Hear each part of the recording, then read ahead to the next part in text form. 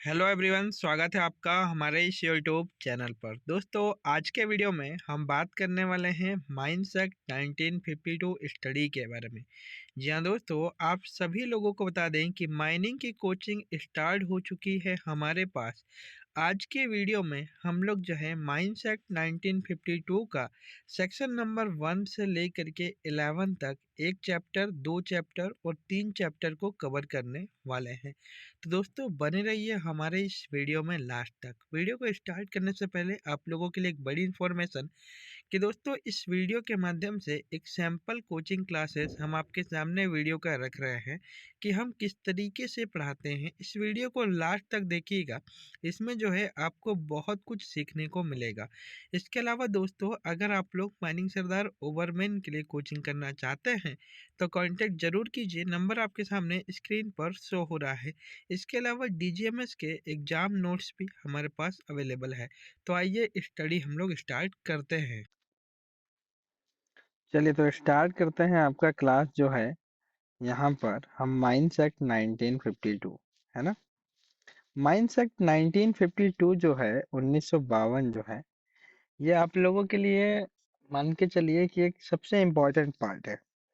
यहीं से आपका माइन रूल्स है, रेस्क्यू रूल्स है, क्रैच रूल्स है, वोकेशनल ट्रेनिंग रूल्स है, या फिर रेगुलेशन है जैसे सीएमआर है, एमएमआर है, ओएमआर है ना। समझ में आ रहा होगा फुल फॉर्म ना, coal mines regulation, metal mines regulation या ऑयल माइंस रेगुलेशन, या जितने भी प्रकार के रूल्स है, ये सभी माइंस एक्ट से ही बने हुए हैं। ठीक है। एक्ट का मतलब हो बोले तो कानून। ठीक है। जैसे एक हम लोग का कंट्री है, तो कंट्री किस बेस पर चलता है? कंट्री को चलाने के लिए जो किताब है वो है संविधान, है ना। कॉन्स्टिट्यूशन जो है, कॉन्स्टिट्यूशन के आधार पर ही देश चलता है। ठीक उसी प्रकार से हर चीजों के लिए, हर सेक्टर के लिए एक एक्ट होता है। कभी देखिएगा, नोटिस करिएगा। ठीक है। माइनिंग वाले अधिकतर नहीं देखते हैं। जैसे कि आप जानते होंगे कि मेडिकल के लिए भी एक्ट है, इंडियन मेडिकल काउंसिल एक्ट 1956, सुना होगा आपने, है ना। मेडिकल के लिए उसमें सारी चीजें रहती है। ठीक है। उसी प्रकार से आपका है माइंस एक्ट 1952। मतलब जितने भी प्रकार की माइंस है, उन माइंसों के लिए एक दायरा है, एक लिमिट है। ठीक है। कि आपको जो है इसके अंदर में ही चलना है, तो वो सभी माइंस जो है उसी आधार पर चलती है। ठीक। जो उनके लिए एक्ट बना हुआ है उसी आधार पर वो चलती है। तो इसी को जो है हम लोग देखेंगे आज माइंस एक्ट 1952 को। अब हमारा ये फर्स्ट क्लास रहेगा, तो फर्स्ट क्लास में हम बेसिक पॉइंट देखेंगे। इसमें पॉइंट टू पॉइंट याद रखना है आपको। ठीक है। मतलब रटने का कोई जरूरत नहीं है, आप सिर्फ पॉइंट याद रखें, और जितने भी रेगुलेशन हम बताएंगे उससे रिलेटेड आपको क्वेश्चन बनाएंगे कि यहाँ से ये क्वेश्चन बन सकता है। वो क्वेश्चन को आप ध्यान से सुनिएगा। ठीक है। वो क्वेश्चन ही रहेगा जो एग्जाम में आएगा, क्योंकि अब जो है आपका कंपटीशन एग्जाम ही होगा आने वाले। कभी भी जैसे कोई भी टाइम आता है, जैसे आप डीजीएमएस का एग्जाम हो, या कोल इंडिया का कोई एग्जाम हो, या अदरवाइज कोई भी एग्जाम हो, तो वहाँ सारा एमसीक्यू पैटर्न में ही क्वेश्चन आता है। टिक मार्क करना होता है ना। तो ऑनलाइन हो ऑफलाइन हो, सारे जगह ऑप्शन बेस्ड क्वेश्चन रहता है। तो उसी प्रकार से हम लोग ऑप्शन के टाइप में पढ़ेंगे, ताकि आपके लिए क्वेश्चन बनता है एग्जाम में तो आसान हो जाए। उससे रिलेटेड एक लाइन आप लिख सकते हैं, अगर जरूरत हो तो मैं बताऊंगा। ठीक है। और क्वेश्चन भी हम बताएंगे, वो क्वेश्चन को ध्यान रखना है। अगर आप चाहें तो कॉपी में लिख सकते हैं, अदरवाइज आपके पास ये वीडियो भी रहेगा अवेलेबल। जो मैं क्लास ले रहा हूँ इसका वीडियो अवेलेबल रहेगा, बाद में भी आप वीडियो से रिवीजन कर सकते हैं, या फिर जो है आप लिख सकते हैं देख करके। लिखिए तो ज़्यादा बेटर है, वो डिपेंड करता है आपके ऊपर। ठीक है, आप क्या करना चाहते हैं। चलिए, तो अपन जैसे क्वेश्चन बनेगा हम लोगों का कि माइंस एक्ट 1952 यह संविधान के किस आर्टिकल के अनुसार बना हुआ है? तो ये आर्टिकल है 246। ठीक है। दूसरा हम लोगों का क्वेश्चन है कि माइंस एक्ट 1952 किसके द्वारा बनाया जाता है? मतलब किसके द्वारा, मतलब किसके थ्रू बनता है, या कौन इसको बनाता है? तो ये बनता है सेंट्रल गवर्नमेंट के द्वारा। तीसरा हम लोगों का क्वेश्चन बनता है कि माइंस एक्ट 1952 किस मिनिस्ट्री के द्वारा बनाया जाता है? तो किसी भी प्रकार का जो एक्ट वगैरह है, इससे रिलेटेड ये होता है लेबर एंड एम्प्लॉयमेंट। ठीक है, क्या लिखेंगे? लेबर एंड एम्प्लॉयमेंट मिनिस्ट्री के द्वारा इसको बनाया जाता है। जैसे नेक्स्ट क्वेश्चन हम लोग का हो सकता है कि माइंस एक्ट 1952 कहाँ कहाँ लागू होता है? तो आंसर हो जाएगा जैसे ऑल ओवर इंडिया, यानी कि पूरे भारत पर ये लागू होता है। ठीक, इसके बाद क्वेश्चन हो जाएगा कि माइंस एक्ट 1952 किसके द्वारा पास किया जाता है, यानी कि कहाँ पर इस पर बात होती है और ये पास होता है, तो ये हो जाएगा पार्लियामेंट। क्या हो जाएगा? पार्लियामेंट।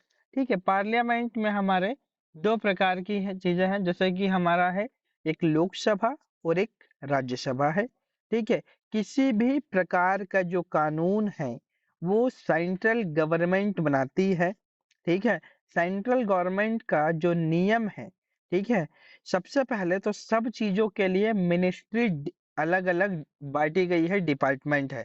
जैसे कि कोल मिनिस्ट्री अलग है, ठीक है, एग्रीकल्चर मिनिस्ट्री अलग है, ठीक, लेबर एंड एम्प्लॉयमेंट मिनिस्ट्री अलग है, ठीक। इसी प्रकार से जो है अपना होम मिनिस्ट्री है, हर प्रकार की एक अलग से मिनिस्ट्री बनाई गई है। उस मिनिस्ट्री का काम होता है कि देश में जो गतिविधियां चल रही है या जो भी चीजें हैं उसको लेकर के एक ड्राफ्ट तैयार करना।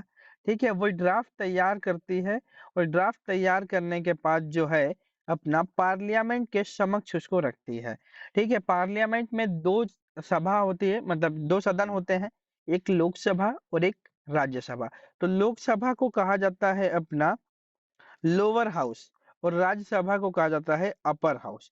सबसे पहले कोई भी बिल लोकसभा में जाता है, लोकसभा में इसको पास कराया जाता है, इस चीज के ऊपर बहसबाजी होती है। लोकसभा से बिल पास होने के बाद राज्यसभा में जाता है, अपर हाउस में।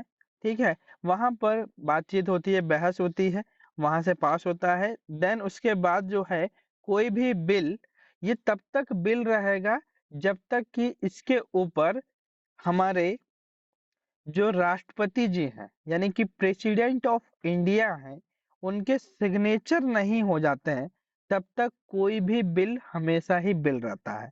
ठीक है, तो ये बिल जब राष्ट्रपति जी के साइन हो जाते हैं तो ये बन जाता है एक्ट। ठीक है, ये बन जाता है क्या?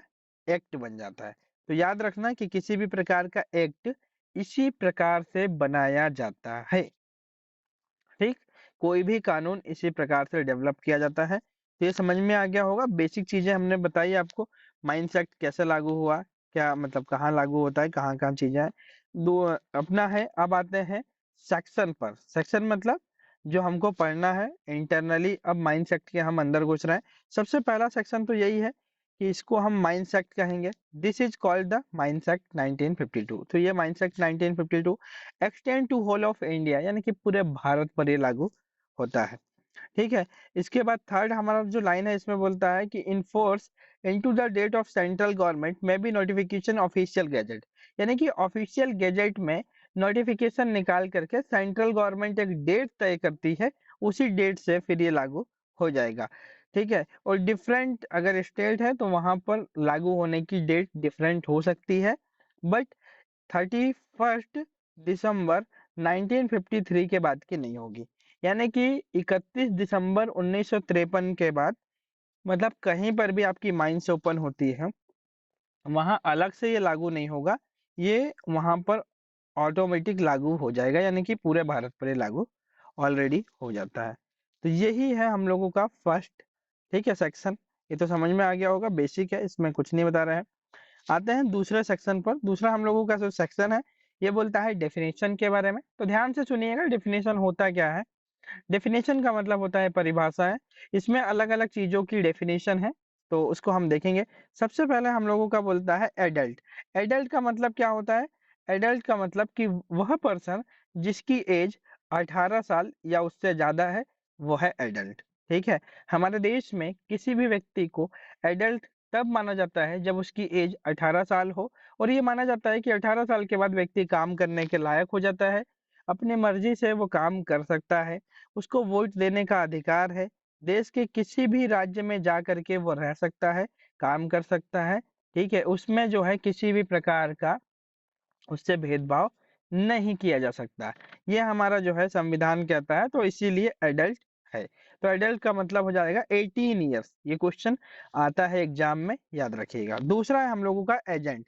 Who is the relation of mines means the appointed to the management control supervision direction, ठीक है, अपॉइंटेड बाय द ऑनर। मतलब कि मैं एजेंट क्या है?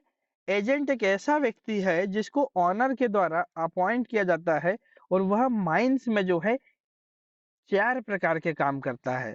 मैनेजमेंट करेगा, सुपरविजन, कंट्रोल एंड डायरेक्शन। ठीक है, मैनेजमेंट का मतलब पूरी माइंस को मैनेज करना, कहाँ कौन जा रहा है, नहीं जा रहा है, किसको सैलरी मिल रही है, नहीं मिल रही है, देखना, पूरी माइंस को कंट्रोल में रखना। ठीक है, दूसरा है सुपरविजन। सुपरविजन का मतलब माइंस के किसी भी एरिया में जा करके वो सुपरवाइज कर सकता है, एक सुपरविजन करेगा, जांच करेगा। तीसरा है कंट्रोल। ठीक है, कंट्रोल करना मतलब जो भी चीजें उसके अंडर में है माइंस में, चाहे कोई सामान हो, व्यक्ति हो, सबको अपने कंट्रोल में रखना। और फोर्थ होता है डायरेक्शन। डायरेक्शन का मतलब होता है management, supervision, control and direction. मतलब कि किसी व्यक्ति को आदेश देना कि आप ऐसा काम करिए, this is the work of agent. तो एजेंट का मतलब यही होता है, मैनेजमेंट, सुपरविजन, कंट्रोल, डायरेक्शन का काम करेगा, अपॉइंटेड बाय ऑनर। ठीक है, ऑनर के द्वारा ही अपॉइंट किया जाएगा। नेक्स्ट है हम लोग का चीफ इंस्पेक्टर। चीफ इंस्पेक्टर का मतलब जो एक्ट के अनुसार अपॉइंट है व्यक्ति। चीफ इंस्पेक्टर किसको कहा जाता है? ध्यान से सुनना। चीफ इंस्पेक्टर का मतलब होता है डीजीएमएस ऑफिसर। डीजीएमएस का जो हेड होता है, ठीक है, सबसे बड़ा डीजीएमएस में जो अधिकारी होता है उसको बोलते हैं चीफ इंस्पेक्टर। ठीक है, या फिर इसको डीजीएमएस भी बोलते हैं, directorate general of mine safety भी कहा जाता है इसको। ठीक है, तो ये है डीजीएमएस। ठीक, और ये जो है अपना अधिकारी होता है, इसको चीफ इंस्पेक्टर कहते हैं। ठीक, और नेक्स्ट है कमिटी। कमिटी का मतलब जो सेक्शन नंबर 12 के अनुसार दी हुई है कमिटी, वो भी देखेंगे आगे, वो है। डे का मतलब नॉर्मल डे। कोई भी दिन कितना होता है? 24 घंटे का समय अंतराल को हम डे कहते हैं। और डे कहाँ से शुरू होता है? रात के मध्य रात्रि से। देखिए आज कौन सा दिन है? आज है हम लोगों का फ्राइडे। अब फ्राइडे के बाद सैटरडे कब से चालू हो जाएगा? रात के 12 बजेंगे और सैटरडे चालू हो जाएगा। तो मध्य रात्रि से स्टार्ट होकर के 24 घंटे का जो समय अंतराल होता है, इसी को हम डे कहते हैं। नेक्स्ट है हम लोगों का डिस्ट्रिक्ट मजिस्ट्रेट।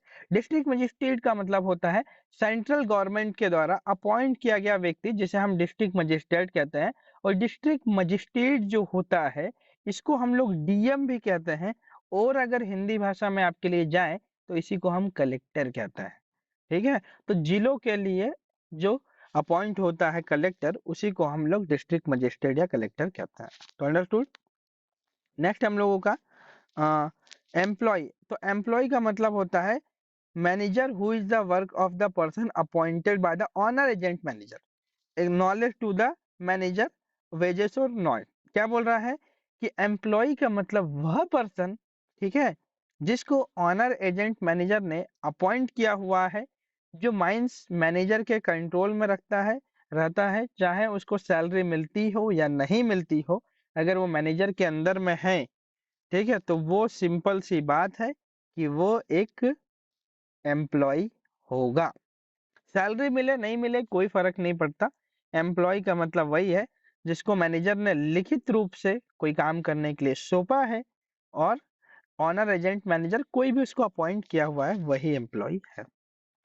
चलिए, नेक्स्ट है हम लोगों का अपना, इसमें नेक्स्ट डेफिनेशन जो है एम्प्लॉय में, इसमें काफी चीजें दी हुई है, आप देख सकते हैं कि who is the person to the concept, मतलब माइंस के किसी भी एरिया में इसको अपॉइंट कर सकते हैं, कोई काम कर सकता है। ठीक है, ये सब चीज रहती है। नेक्स्ट हम लोग का इंस्पेक्टर। तो इंस्पेक्टर का मतलब होता है अलग अलग प्रकार के इंस्पेक्टर, जैसे कि मेडिकल के लिए इंस्पेक्टर होता है। चीफ इंस्पेक्टर के नीचे अलग अलग होते हैं, जैसे रीजनल इंस्पेक्टर है, ठीक है, मेडिकल इंस्पेक्टर है, ठीक, इलेक्ट्रिकल इंस्पेक्टर है, ठीक, माइनिंग इंस्पेक्टर है, वैसे ही अलग अलग इंस्पेक्टर। नेक्स्ट है definition of the mines. Mines का मतलब होता है, देखिए माइंस का जितना भी एरिया होता है, चाहे ओपन कास्ट हो, अंडरग्राउंड हो, माइंस का सरफेस हो, या माइंस के द्वारा या किसी कंपनी के द्वारा माइंस के नाम से लीज पर ली हुई जो जमीन है, या फिर वहां कोई वर्कशॉप है, ठीक है, या फिर वहां पर कोई, मान के चलिए कि आपका कोई भी वर्कशॉप है, या फिर कोई भी आपका एरिया है जैसे डंपर वगैरह डंप होता है, ठीक है, साइडिंग है मान के चलिए, तो जो भी चीजें हैं ये सभी माइंस के अंतर्गत आती है। लिखा है mines is the operation purpose of the searching for the obtaining of minerals. मतलब कि चाहे मिनरल्स को सर्च करने या मिनरल्स को निकालने का काम किया जा रहा हो, ठीक है, क्या करना है, मिनरल्स को सर्च करने या मिनरल्स को निकालने का काम किया जा रहा हो, तो उसे हम जो है माइंस कहते हैं। इसमें सारी चीजें इंक्लूड की गई है जैसे कि ऑयल, बोरहोल, ठीक है, ओपन कास्ट, अंडरग्राउंड, शाफ्ट, लेबल, इंक्लाइन, ठीक, सभी प्रकार की अंडरग्राउंड, ठीक है।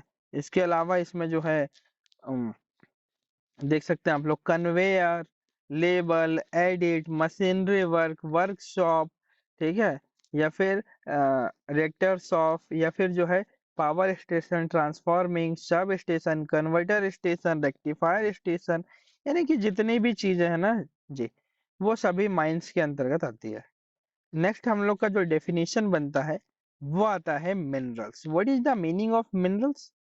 मिनरल्स का मतलब होता है ऐसा सबस्टांस या ऐसी कोई धातु या वस्तु, वस्तु नहीं कह सकते, धातु, जिसको जमीन के अंदर से खोद करके निकाला जा रहा हो।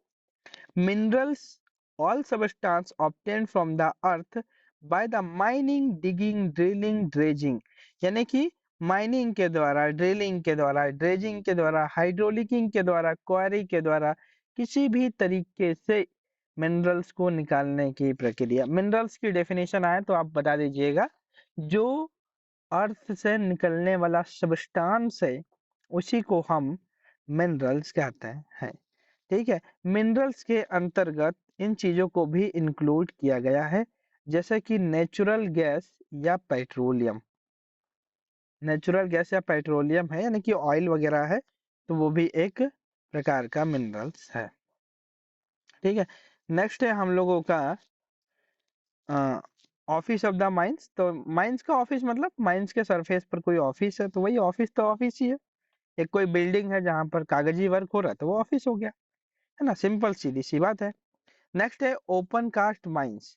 ओपन कास्ट वर्किंग का मतलब होता है कि सरफेस पर लार्ज होल करके मिनरल्स को निकालने की जो प्रक्रिया होती है, ठीक है, ठीक, वो जो है अपना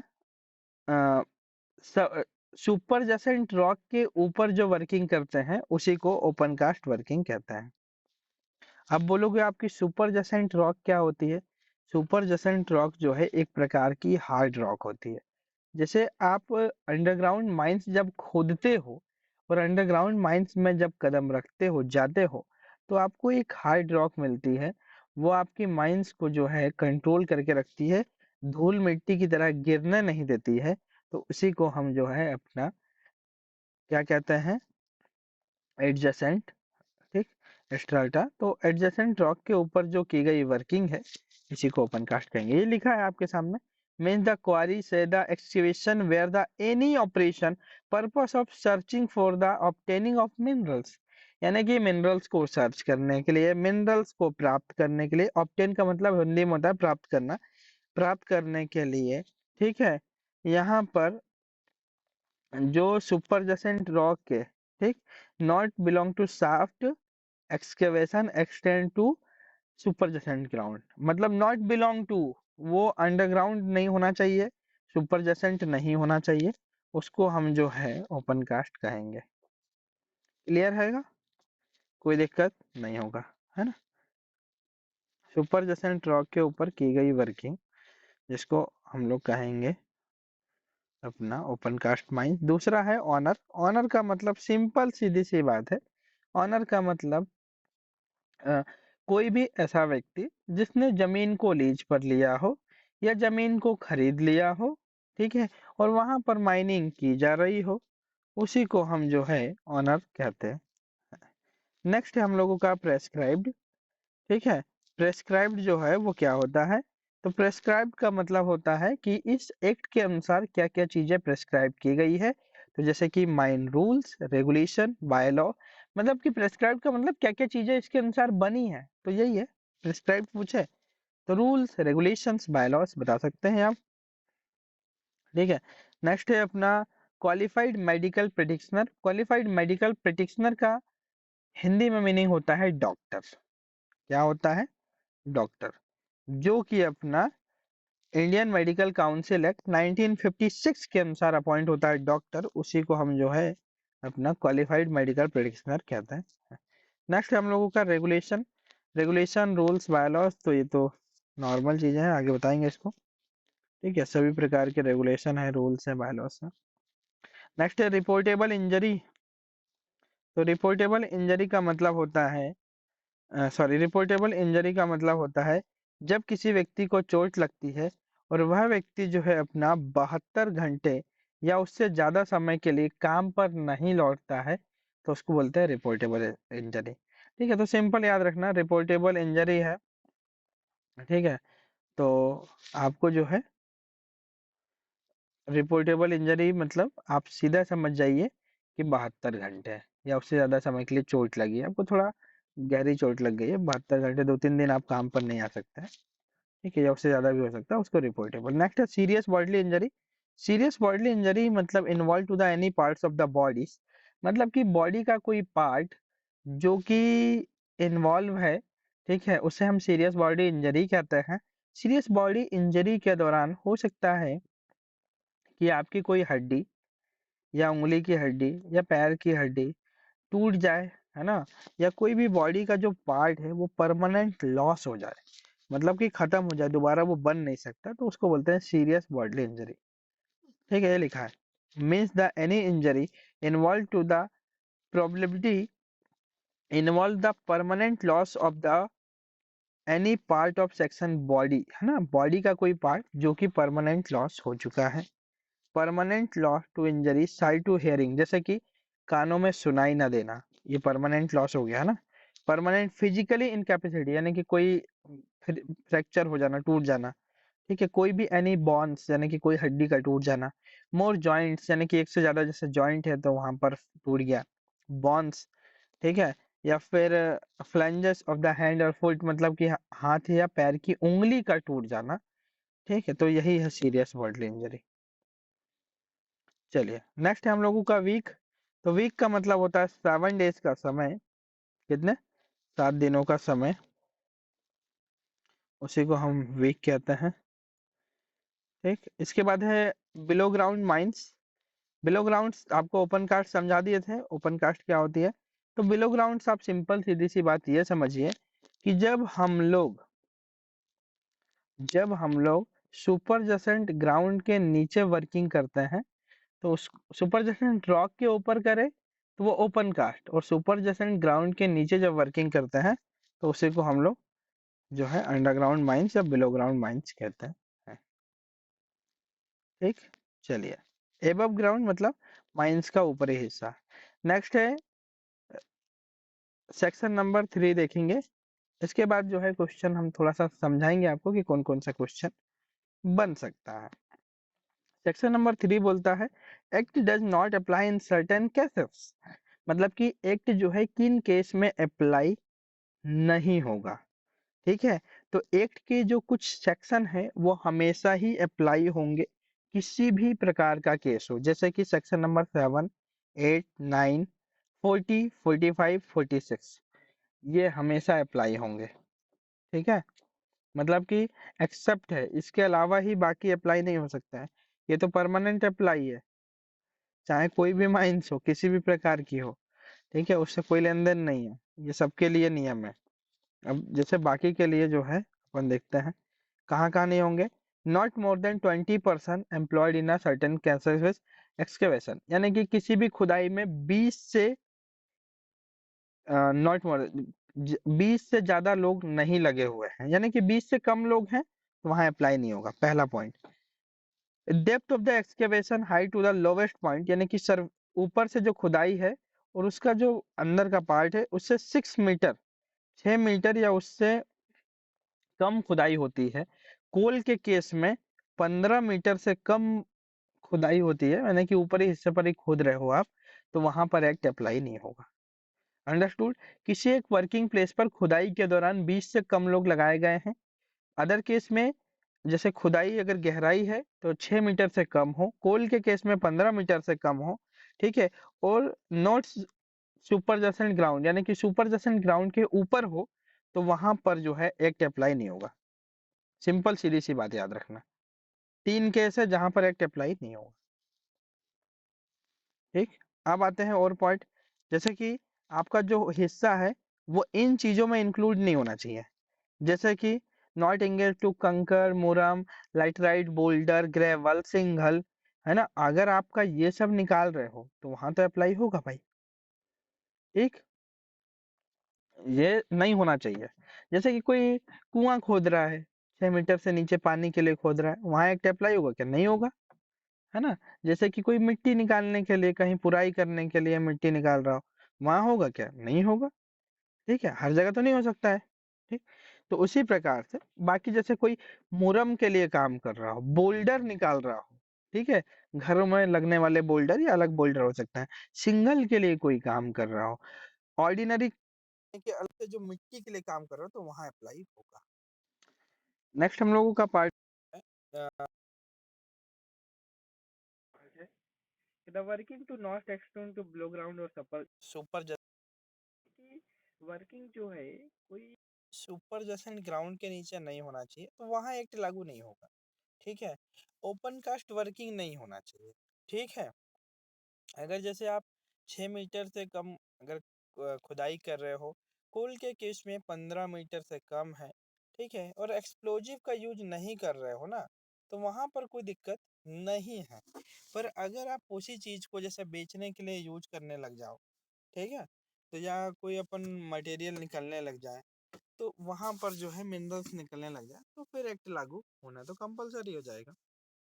बस यही चीजें हैं। ठीक। तो रूल नंबर 3 यही है। रूल नंबर 4 की हम बात करें, reference to time in a day, यानी कि हिंदी में अगर बात करें तो दिन के समय का हवाला। तो दिन का जो समय है इंडिया का, देखिए माइंस एक्ट के अनुसार जो टाइम है वो रेफरेंस लिया गया है इंडियन स्टैंडर्ड टाइम से। मतलब कि जैसे अगर आपकी घड़ी में अभी मान के चलिए 8:30 हो रहा है, ठीक है, इवनिंग के 8:30 हो रहे हैं, तो ये माइंस में भी 8:30 होंगे। तो ये है कि टाइम इन डे अगर बात करेगा कि रेफरेंस टू टाइम कहाँ से इसका रेफरेंस लिया गया है, तो साहब सिंपल आपको याद रखना है कि रेफरेंस जो है वो इंडियन स्टैंडर्ड टाइम से लिया गया है। और इंडियन स्टैंडर्ड टाइम का रेफरेंस कहाँ से लिया गया है, अगर ऐसा कभी पॉइंट बना ना, तो याद रखना कि इंडियन स्टैंडर्ड टाइम का जो रेफरेंस है ना, वो लिया गया है अपना ग्रीनविच टाइम से। ग्रीनविच क्या है? एक यूके में जगह है, यूनाइटेड किंगडम में आप सर्च करोगे तो वहाँ पर एक ग्रीनविच नामक जगह है। वहीं से पूरे ऑल ओवर इंडिया का टाइम, ऑल ओवर वर्ल्ड का टाइम डिसाइड किया गया है। कहीं 5 घंटे आगे, 10 घंटे पीछे, ऐसा टाइम चलता रहता है ना। जैसे इंडिया में 12 बजते हैं, तो पाकिस्तान में 11:30 बजते हैं। ठीक है, तो वहीं अमेरिका में जो है वह नाइट हो जाती है, शाम हो जाती है। तो उसी प्रकार से वही है, ग्रीनविच टाइम के अनुसार बैठा गया, तो याद रखना आपको। चलिए नेक्स्ट है हम लोगों का चैप्टर नंबर सेकंड, यहाँ से स्टार्ट हो जाएगा। चैप्टर नंबर सेकंड बोलता है इंस्पेक्टर और सर्टिफाइंग सर्जन के बारे में। इंस्पेक्टर और सर्टिफाइंग सर्जन, पहली चीज, पहला पॉइंट बोलता है सेक्शन नंबर 5 कि चीफ इंस्पेक्टर एंड इंस्पेक्टर। तो चीफ इंस्पेक्टर एंड इंस्पेक्टर का जो अपॉइंटमेंट है वो किसके द्वारा होगा? सिंपल सीधी सी बात है, वो सेंट्रल गवर्नमेंट के द्वारा होगा। लिखा हुआ है पहला point, the central government may be notification to the official gazette appoint to the person prescribed qualification to be chief inspector of the mines territory to the act extend and the person of the prescribed qualification inspector of mines subordinate to the chief inspector। क्या बोल रहा है कि central government notification निकाल करके official gazette के द्वारा chief inspector का अपॉइंटमेंट करेगी। ठीक है, इसके बाद जो है कुछ उचित क्वालिफिकेशन वाले पर्सन को एज अ माइंस इंस्पेक्टर भी अपॉइंट किया जा सकता है। बस उसको ध्यान रखना है कि माइंस इंस्पेक्टर जो होगा, जैसे कि रीजनल वगैरह होता है, ठीक है, तो ये रीजनल इंस्पेक्टर वगैरह जो होंगे, ये सभी सबॉर्डिनेट होंगे चीफ इंस्पेक्टर, यानी चीफ इंस्पेक्टर के नीचे होंगे। तो चीफ इंस्पेक्टर समझ में आ गया, डीजीएमएस के डीजीएमएस को ही चीफ इंस्पेक्टर कहते हैं, सेंट्रल गवर्नमेंट अपॉइंट करती है और उसके नीचे ही इंस्पेक्टर होगा। ठीक है, और उचित क्वालिफिकेशन वाले पर्सन को अपॉइंट किया जाएगा। ठीक है, डायरेक्टली जो है अपन इसको अपॉइंट नहीं कर सकते, उसके लिए एक प्रोसेस होता है।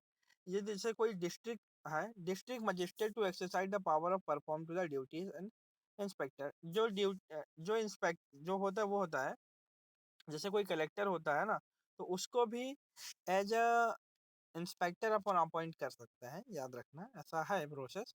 बट इंस्पेक्टर अगर अपॉइंट हो जाएगा जैसे डिस्ट्रिक्ट मजिस्ट्रेट या जिसको बोले कलेक्टर, तो वह जो है सेक्शन नंबर 22 और 22A के अनुसार एक्शन नहीं लेगा। ठीक है, या 61 के अनुसार ऐसा कोई नियम पारित नहीं करेगा जो इसमें दिक्कत हो, याद रखिए। ठीक, चीफ इंस्पेक्टर या अदर इंस्पेक्टर जो होंगे इंडियन पीनल कोड यानी कि आईपीसी की धारा के अनुसार जो है ये एक पब्लिक सर्वेंट माने जाएंगे। ठीक है, पब्लिक सर्वेंट जो पब्लिक के लिए होता है। नेक्स्ट है section number 6, function of inspector, यानी कि इंस्पेक्टर का काम क्या होगा। तो इंस्पेक्टर का काम जो रहता है, चीफ इंस्पेक्टर अप्रूव करेगा सेंट्रल गवर्नमेंट के अनुसार, सेंट्रल गवर्नमेंट उसको अपॉइंट करेगी। वह किसी भी माइंस में जा करके माइंस में जांच कर सकता है, जैसे कि वहाँ कोई एक्ट रूल्स रेगुलेशन लागू हो रहा है या नहीं हो रहा है। दूसरी चीज़ है सेफ्टी देख सकता है वहाँ पर। ठीक है, ये वहाँ पर क्या क्या चीज़ें सेफ है। तीसरी चीज़ है मेडिकल फैसिलिटी क्या है और वर्कर को किस प्रकार की सुविधाएं मिल रही है। ठीक है, उसके लिए उचित प्रावधान है या नहीं उस माइंस में, ये देखने का काम होगा किसी भी चीफ इंस्पेक्टर या अदर इंस्पेक्टर को। आपने देखा होगा जैसे कि माइंस जो होती है ना, उसमें जिसे कभी देखे आपने डीजीएमएस ऑफिसर जब आते हैं तब कैसी हालत खराब हो जाती है, माइंस मैनेजर की, असिस्टेंट मैनेजर की, सबकी एकदम वाइट लगी रहती है। अरे भैया अब तो चीफ इंस्पेक्टर आ रहा है, अब तो डीजीएमएस से आ रहे हैं लोग, जांच करेंगे, ये करेंगे, वो करेंगे, मतलब ऐसा होता रहता है। तो यही सारी कंडीशन रहती है। तो मतलब जांच करने का काम रहता है उनका। हेल्थ फैसिलिटी, मेडिकल फैसिलिटी क्या है, हेल्थ से संबंधित आप क्या काम कर रहे हैं, लोगों के लिए आप क्या काम कर रहे हैं, नियम कानून आपके यहाँ लागू हो रहा है नहीं हो रहा है। ठीक है, आप कोई वर्किंग कैसे कर रहे हैं, ये सब चीज़ें देखने का काम होता है बस। नेक्स्ट है सेक्शन नंबर 7। सेक्शन नंबर 7 बोलता है power of inspector. Power of inspector यानी कि इंस्पेक्टर का जो पावर है वो इतना है कि वो किसी भी माइंस में जा करके वो जांच कर सकता है, दिन या रात कभी भी। ये लिखा है कि chief inspector make to the examination and inquiry to think fit to the provision of act. Act के अनुसार किसी भी माइंस में जा करके वो देख सकता है, इंक्वायरी कर सकता है, एग्जामिनेशन कर सकता है। ठीक है, इंक्वायरी एग्जामिनेशन होगा कि माइंस में काम हो रहा नहीं हो रहा है, दिन में रात में कभी भी चल जाएगा वो, उसके लिए कोई नियम कानून नहीं है। ठीक है, याद रखना। और ये जो है अपना पावर किस पिनल कोड के अनुसार, एक क्वेश्चन बनता है कि किस पिनल कोड के अनुसार या किसके अनुसार जो है इनको पावर दी गई है इंस्पेक्टर। तो ये है कोड ऑफ क्रिमिनल प्रोसीजर 1973, 1973 के अनुसार इनके पास पावर है। ओके, याद रखिएगा, कोई दिक्कत नहीं है। नेक्स्ट है power of special officer to inter to the major, यानी कि स्पेशल ऑफिसर क्या होते हैं, चीफ इंस्पेक्टर या अदर इंस्पेक्टर के द्वारा कुछ स्पेशल ऑफिसर अपॉइंट किए जाते हैं जो कि किसी भी माइंस में जा करके वो जांच कर सकते हैं एटलीस्ट कम से कम, not less than 3 days before, कम से कम 3 दिन पहले उस माइंस के मैनेजर को इन्फॉर्म करेंगे कि सर हम जो है आपकी माइंस में और आ रहे हैं जांच करने के लिए। ये एक स्पेशल ऑफिसर है जो कि अपॉइंट किया गया है किसी इंस्पेक्टर या चीफ इंस्पेक्टर के द्वारा। वो माइंस में जा करके वो जांच कर सकते हैं, सर्वे कर सकते हैं, लेवलिंग का काम कर सकता है, मेजरमेंट देख सकते हैं कि कोई गलत तो नहीं हो रहा है। अंडरस्टूड। स्पेशल ऑफिसर अपॉइंट किए जाने के बाद कितने दिन पहले मैनेजर को इन्फॉर्म करके माइंस में जाएगा जांच करने के लिए, 3 दिन पहले। ठीक है, याद रखिएगा।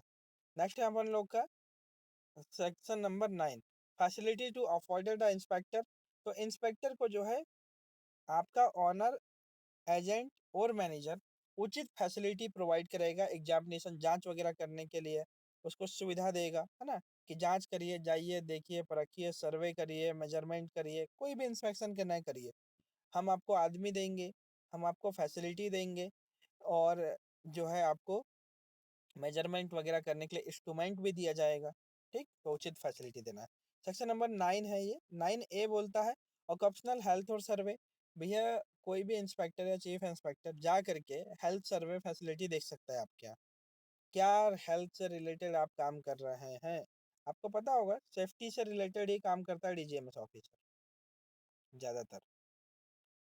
ठीक है, नेक्स्ट है section number 10, secrecy inform obtained. Secrecy inform obtained का मतलब होता है सिक्रेसी मेंटेन करना है आपको। क्या करना है कि जैसे इंस्पेक्टर के द्वारा कोई भी जांच की जाती है, चीफ इंस्पेक्टर अदर इंस्पेक्टर के द्वारा, तो उसको जो है गोपनीय रखना है।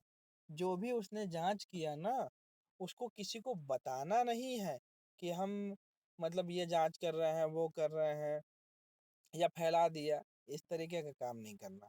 ठीक है, कॉपी वगैरह जो है आप उसको सीक्रेसी मेंटेन करिए, सीक्रेट रखिए, किसी को बताइए मत। Okay, all copies and extract register to record. ठीक है, अपेयरिंग फॉर द माइंस, मतलब किसी भी प्रकार का रजिस्टर है, रिकॉर्ड है, ये सब चीजें जो है आप उसको मेंटेन करिए। चीफ इंस्पेक्टर अदर इंस्पेक्टर, ठीक है, one assigning to the inspection survey. Survey में मतलब किसी भी प्रकार से जो काम किया गया है, जांच की गई है, जैसे हेल्थ से रिलेटेड हो गया, माइंड से रिलेटेड हो गया, एग्जामिनेशन हो गया, तो इसको किसी को देना नहीं है। ठीक है, गोपनीय रखना है। इनको आप दे सकते हैं किन, अगर कोई मांगे तो, जैसे कि कौन मांगता है, कमेटी कोई मांगती है, कोर्ट ऑफ इंक्वायरी है, ठीक है, सुपरवाइजर ऑफिसर है, कोई ऑनर एजेंट मैनेजर है, या फिर अपना कोई वर्कमैन, कमिश्नर ऑफ वर्कमैन है। ठीक है, या कंपनसेशन एक्ट 1923 के अनुसार अगर कोई मांगता है, 1923 के अनुसार, ठीक, उसको दे सकते हैं। कोई सेंट्रल गवर्नमेंट मांग सकती है। ठीक है, IBM Indian bureau of mines, controller Indian bureau of mines, जैसे आईबीएम अगर रिपोर्ट मांगती है, क्या जांच की है दिखाइए, तो आप दे सकते हैं। ठीक है, बाकी आप किसी को नहीं। तो सिक्रेसी मेंटेन करना सेक्शन नंबर 10 के अनुसार। सेक्शन नंबर 11 जो बोलता है सर्टिफाइंग सर्जन। सर्टिफाइंग सर्जन का मतलब होता है, सिंपल सीधी सी बात है, डॉक्टर। ठीक है, तो सेंट्रल गवर्नमेंट के अनुसार एक मेडिकल ऑफिसर अपॉइंट होगा। ठीक है, वो मेडिकल ऑफिसर जो है एक लोकल लिमिट के लिए होगा, क्योंकि एक डॉक्टर कितने लोगों को देखेगा भाई। ठीक है, कुछ ही लोगों को देख पाएगा ना, सारे लोगों को तो देख नहीं सकता है। तो वही है, एक सर्टिफाइंग सर्जन जो है अपॉइंट होगा। एक सर्टिफाइंग सर्जन यानी कि हम बात करें, सिंपल सीधी सी बात है, एक डॉक्टर है, और एक डॉक्टर जो है वो माइंस में, एक माइंस की वर्किंग लिमिट के अंदर में काम करने वाले पर्सन को जांच करने का, एग्जामिनेशन करने का, या फिर उनका मेडिकल वगैरह जांच करना है, तो वो सब देखेगा। सेंट्रल गवर्नमेंट के अनुसार अपॉइंट होगा। ठीक है, जायज़ सी बात है, आप माइंस में काम करते हो या करते होंगे या करेंगे, तो आपको पता चल जाएगा। जैसे कि डब्ल्यूसीएल मान लो, सीसीएल मान लो, एनसीएल मान लो, बीसीसीएल मान लो, ये सभी कौन सी कंपनी है? सेंट्रल गवर्नमेंट की कंपनी है। सेंट्रल गवर्नमेंट के अनुसार यहाँ पर अपॉइंट होते हैं पर्सन। अंडरस्टूड? ठीक है, यहाँ पर मेडिकल के लिए भी अलग अलग कंपनी निकालती है रिक्वायरमेंट। ये सब किसके अंतर्गत आता है? क्योंकि सेंट्रल गवर्नमेंट की है कंपनी, जाहिर सी बात है सेंट्रल गवर्नमेंट के अनुसार जॉब करते हैं। तो वही है, बोल रहा है कि central government upon two qualified medical practitioner, यानी कि क्वालिफाइड डॉक्टर को सेंट्रल गवर्नमेंट अपॉइंट करेगी माइंस में जांच करने के लिए। लोकल लिमिट के अंतर्गत रहेंगे ये लोग। ये अप्रूव देखेंगे क्या क्या हो रहा है, क्या नहीं हो रहा है ना, ये सारी चीज़। Section number 11 is the complete. ठीक है, सेक्शन नंबर 12 जो है ये कमेटी के बारे में बात करता है, तो इसको हम कल देखेंगे, कल की क्लास में। आज हमने इतना पढ़ा। आज हमारा एक इंट्रोडक्शन बेसिक क्लास था। ठीक है, जिसमें हमने आपको समझाने की कोशिश करी कि हम कैसा पढ़ाते हैं या क्या हमने पढ़ाया है, और क्या इससे रिलेटेड क्वेश्चन बनेंगे, सो आप इसको ध्यान से देखिए। है ना, कुछ क्वेश्चन आपके सामने, 4 से 5 क्वेश्चन हम बनाए हुए थे स्टार्टिंग में। आप थोड़े से लास्ट में क्वेश्चन देख लीजिएगा। क्वेश्चन बन जाएगा हम लोगों का, एडल्ट पर्सन मीन्स, या हिंदी में बोलें तो एडल्ट पर्सन किसे कहा जाता है? तो आंसर लिखना 18 ईयर्स या उससे ज़्यादा किसी व्यक्ति की एज होती है तो उसको एडल्ट पर्सन कहता है। नेक्स्ट हो जाएगा हम लोगों का क्वेश्चन कि एजेंट किसके द्वारा अपॉइंट होता है? तो आंसर हो जाएगा ऑनर के द्वारा। नेक्स्ट क्वेश्चन हो जाएगा, एजेंट माइंस में क्या क्या काम करता है? तो आंसर हो जाएगा management, supervision, control and direction का। चलिए नेक्स्ट क्वेश्चन हमारा हो जाएगा कि चीफ इंस्पेक्टर किसके द्वारा अपॉइंट होता है? तो आंसर हो जाएगा सेंट्रल गवर्नमेंट के द्वारा। नेक्स्ट क्वेश्चन हम लोग का हो जाएगा कमिटी किस सेक्शन के द्वारा बनाई जाती है? तो सेक्शन नंबर 12 के अनुसार। नेक्स्ट क्वेश्चन हो जाएगा कि डिस्ट्रिक्ट मजिस्ट्रेट किसके द्वारा अपॉइंट होता है? तो आंसर हो जाएगा सेंट्रल गवर्नमेंट के अनुसार। नेक्स्ट क्वेश्चन हो जाएगा एम्प्लॉय किसके द्वारा अपॉइंट होगा? तो आंसर हो जाएगा ऑनर एजेंट मैनेजर के द्वारा। नेक्स्ट क्वेश्चन हम लोगों का हो जाएगा कि एम्प्लॉय किसके अंतर्गत काम करेगा? तो आंसर हो जाएगा मैनेजर के अंतर्गत। नेक्स्ट क्वेश्चन हो जाएगा माइंस किसे कहते हैं? तो आंसर लिखना किसी भी जगह पर मिनरल्स को निकालने या मिनरल्स को सर्च करने की प्रक्रिया को माइन कहते हैं। ठीक है, माइन के अंतर्गत आप सारी चीजें लिख सकते हैं, जैसे कि open cast, underground, shaft, incline, adit, level, ठीक है, रेक्टिफायर स्टेशन, ठीक है, या वर्कशॉप, या फिर आपका साइडिंग, या फिर आपका जो ट्रांसपोर्टिंग ऑफ कोल, मतलब जहां पर माइंस, जो माइंस का हिस्सा है उसको हम कहेंगे माइन। अंडरस्टूड? इसमें कोई दिक्कत नहीं है। नेक्स्ट हम लोगों का क्वेश्चन बन जाएगा मिनरल्स कहाँ से प्राप्त होता है? तो आंसर हो गया ऑब्टेनिंग फ्रॉम द अर्थ। क्या लिखोगे? Obtaining from the earth. Next question minerals के अनुसार फिल इन द ब्लैंक्स को इंक्लूड किया गया है? तो आंसर नेचुरल गैस और पेट्रोलियम को। नेक्स्ट क्वेश्चन मिनरल्स का डेफिनेशन बताइए? तो आंसर लिखेंगे कि सभी प्रकार का सब्सटेंस जो अर्थ के अंदर से प्राप्त होता है उसे हम मिनरल्स कहते हैं। नेक्स्ट क्वेश्चन हमारा बन जाएगा ओपन कास्ट वर्किंग किसे कहते हैं? तो आंसर सिंपल लिखेगा सुपर जसेंट रॉक के ऊपर की गई वर्किंग को ओपन कास्ट वर्किंग कहते हैं। नेक्स्ट क्वेश्चन बन जाएगा कि अंडरग्राउंड वर्किंग किसे कहते हैं? तो आंसर लिखेंगे सुपर जसेंट ग्राउंड के बिलो या नीचे की गई वर्किंग को हम लोग अंडरग्राउंड वर्किंग कहते हैं। ठीक। नेक्स्ट क्वेश्चन हम लोग का हो जाएगा ऑनर। तो ऑनर तो सिंपल सीधी सी बात है, ऑनर का मतलब वही पर्सन जिसकी जमीन है, जिसने लीज पर लिया हो। नेक्स्ट हो जाएगा what is the meaning of prescribed? ये देखिए क्वेश्चन में आया हुआ था एक बार एग्जाम में। प्रेस्क्राइब्ड का मीनिंग होता है, तो आंसर लिखना act, rules, regulation, sorry act नहीं आएगा, रूल्स, रेगुलेशन, बायलॉस। रूल्स, रेगुलेशन, बायलॉस, क्या क्या प्रेस्क्राइब किया गया। ओके। नेक्स्ट क्वेश्चन हम लोग का हो जाएगा रिपोर्टेबल इंजरी मीन्स? तो आंसर हो जाएगा 72 घंटे या उससे ज्यादा समय के लिए किसी व्यक्ति को चोट लगती है तो। नेक्स्ट हो जाएगा जब किसी व्यक्ति को चोट लगती है जिसमें बॉडी का कोई पार्ट परमानेंट लॉस हो जाता है, जैसे कि हड्डी का टूटना, ठीक है, कानों से सुनाई न देना, यह किस प्रकार का एक्सीडेंट है? तो आंसर लिखना serious bodily injury. Serious bodily injury. Okay, कोई दिक्कत नहीं है। नेक्स्ट हो जाएगा वीक का मतलब होता है, तो आंसर लिखना 7 दिन का समय। ठीक, बिलो ग्राउंड तो आपको बता ही दिया। चलिए एक क्वेश्चन और लिख लो, इतना आपने पढ़ ही लिया है ना, जब अपने एडल्ट भी देख ही लिया है। कॉम्पिटेंट पर्सन अपॉइंटेड बाय, ठीक है, तो आंसर हो जाएगा owner agent manager. Next question competent person को लिखित में किसके द्वारा काम दिया जाता है?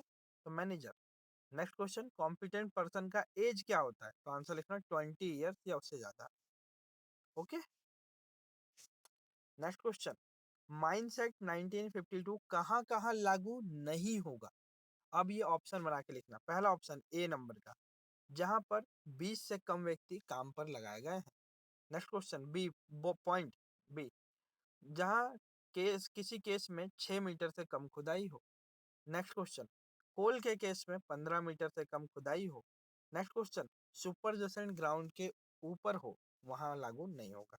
नेक्स्ट क्वेश्चन माइंस एक्ट 1952 की किस सेक्शन को हमेशा लागू किया जाएगा या हो सकता है? तो आंसर लिखना सेक्शन नंबर 7, 8, 9, 40, 45 और 46। Next question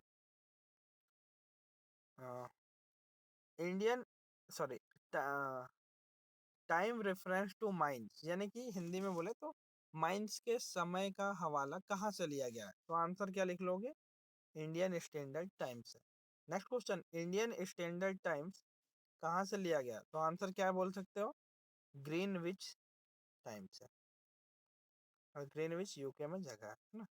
next question, chief inspector and other inspector appointed by, या हिंदी में बोले चीफ इंस्पेक्टर अदर इंस्पेक्टर किसके द्वारा अपॉइंट किया जाता है या नियुक्त किया जाता है, तो आंसर हो जाएगा सेंट्रल गवर्नमेंट।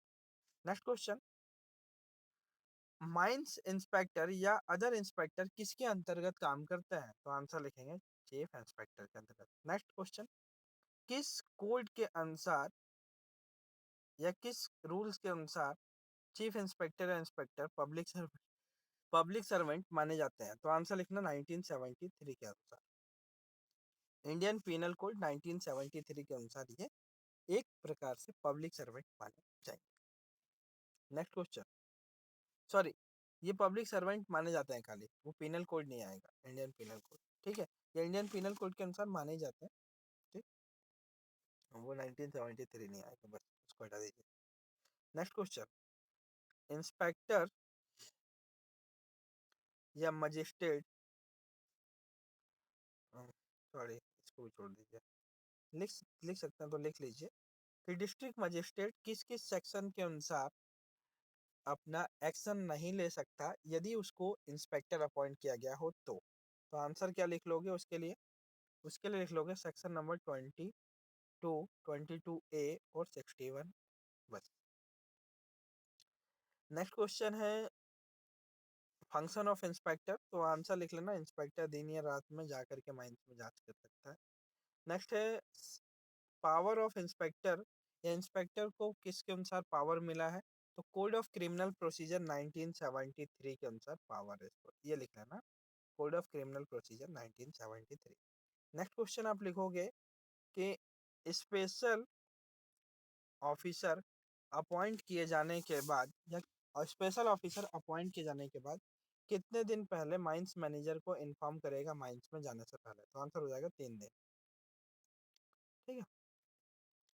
नेक्स्ट, इंस्पेक्टर को उचित फैसिलिटी किसके द्वारा दी जाएगी, उचित फैसिलिटी, तो आंसर हो जाएगा ऑनर एजेंट मैनेजर के द्वारा उचित फैसिलिटी दी जाएगी, ठीक। हेल्थ सर्वे कर सकता है, किसी भी प्रकार का जांच के दौरान अगर कोई जाली काम होता है, कोई रिकॉर्ड होता है, रजिस्टर होता है, उसको जमा कर सकता है। नेक्स्ट क्वेश्चन, इंस्पेक्टर किस सेक्शन के अनुसार सिक्रेसी मेंटेन करेगा, तो आंसर सेक्शन नंबर 10 के अनुसार। Next question,